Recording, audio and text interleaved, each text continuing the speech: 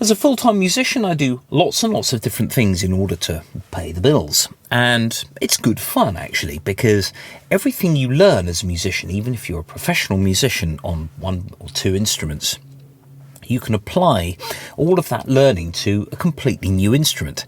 For me, I like being at the bottom again to relearn or to try and learn something.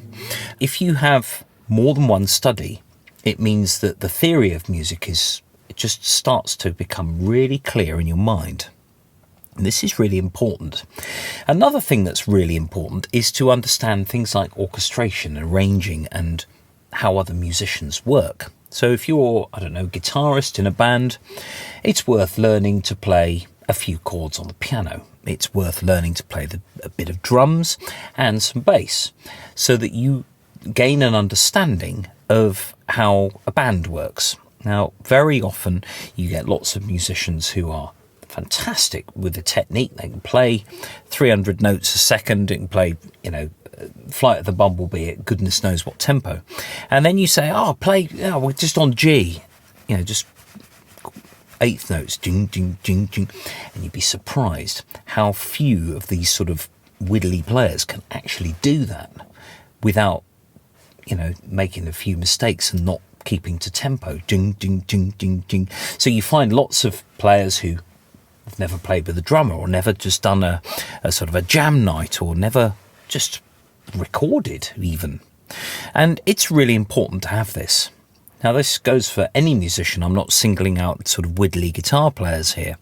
You can be a bass player who is, a fan of Jaco Pastorius, for example, who, did essentially turn the bass into a solo instrument, but then not be able to do root fifth in a bit of country or blues without sort of, whittling about. There's that famous video on Facebook that came up with a guy playing September by Earth, Wind and Fire, and he was just whittling about on his bass, and you could see the money for the gig just descending every time you go, because actually the point is it's about musical communication. It's not about the notes. It's not about how fast you can play.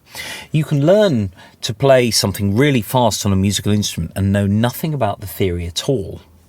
Okay, that's all right. It's a party piece. But when you are put into a musical situation like a band, it all can sometimes fall to bits. So it's worth knowing about each other's instrument. Now, if you are, a piccolo player, it's worth learning an instrument that's in a different register so that you learn about things like arranging. So many orchestral musicians are pianists as well for that very reason, because they've got chords, bass, and all of the music theory is very, very clear. But non-orchestral musicians, it's really, really vital to just have a go. And lots of people say, well, if you're a multi-instrumentalist, and I am one, that they say, oh yeah, you're jack of all trades, master of none, I wouldn't hire you for this, that, or the other. Well, of course, I have instruments that I'm more proficient on than others. But the point is that if you are a multi-instrumentalist, if you understand how music works, you can pick up pretty much any instrument and work out basically what's going on. Now, I have a flute and a trumpet, and I hardly play them. They just sit on the shelf. Somebody says, oh, why don't you sell them?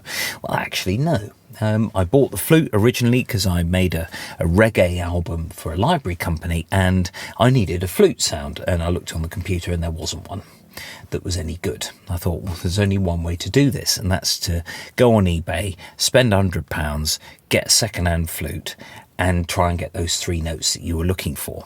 And yeah, I was able to do it after a couple of hours practice, working with the embouchure and tone.